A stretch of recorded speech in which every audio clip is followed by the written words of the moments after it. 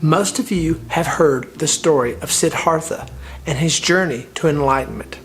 If you have not or would like to learn more, I will include a link to my video in the upper corner and descriptions. Siddhartha basically put down his life of disconnected illusion and became a Buddha. This is commonly referred to as the term and state of enlightenment.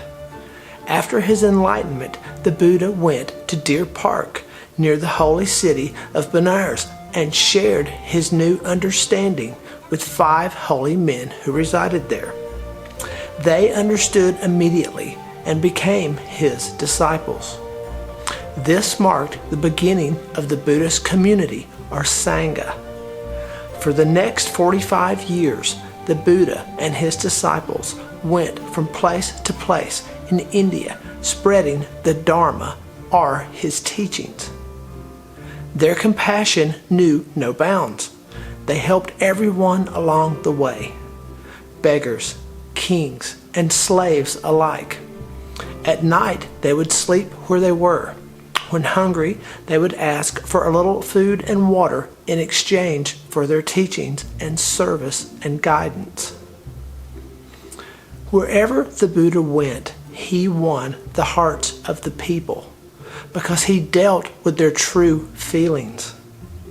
He advised them not to accept his words on blind faith, but to decide for themselves whether his teachings were right or wrong, and then follow them according to what they found. He encouraged everyone to have compassion for each other and develop their own virtue. He said, "You should do your own work, for I can teach only the way."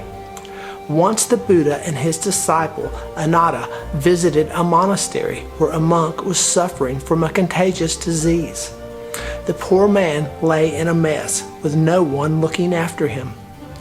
The Buddha himself washed the sick monk and placed him on a new bed and tended to his wounds.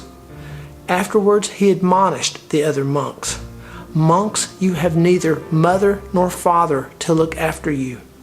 If you do not look after each other, who will look after you? Whoever serves the sick and suffering serves all." This is a broad yet concise point of Buddhism. We all share this journey of life together, and together we can rise above our own suffering. The other concept Buddhists honor is that all such actions of care and concern start within each of us as individuals.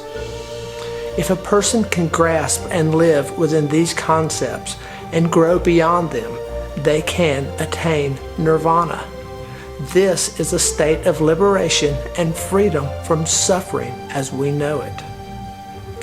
Buddhism, like most of the religions of the world, is divided into a number of different traditions. However, most traditions share a common set of fundamental beliefs. One central belief of Buddhism is often referred to as reincarnation, the concept that people are reborn after dying. In fact, most individuals go through many cycles of birth, living, death, and rebirth. A practicing Buddhist differentiates between the concepts of rebirth and reincarnation. You see, in reincarnation, the individual may recur repeatedly. In rebirth, a person does not necessarily return to the earth as the same entity ever again. The Buddha compares this to that of a leaf growing on a tree. When the withering leaf falls off, a new leaf will eventually replace it. It is similar to the old leaf, but it is not identical to the original leaf, its origin or energy. Buddhism is a philosophy of life expounded by Gautama Buddha. You see, Buddha means enlightened one. He lived and taught in northern India in the 6th century BC. The Buddha was not a god, and the philosophy of Buddhism does not entail any theistic worldview. The teachings of the Buddha are aimed solely at liberating sentient beings from suffering.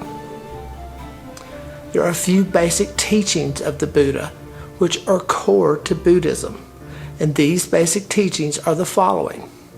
First, the 3 universal truths. Next, the 4 noble truths. And thirdly, the Noble Eightfold Path. If you are enjoying this layman's introduction to Buddhism, then I encourage you to please join me next week when we take a look at the first of the 3 core values in Buddhism I mentioned above, and that is the 3 universal truths. Please drop me a comment below if this is helping you with your knowledge and/or your practice. Please, if you enjoy these, subscribe to catch future episodes, and don't forget to turn on notifications so you will know when a new episode is released. Thank you for your support, encouragement, and sharing. As always, peace and love, Jim.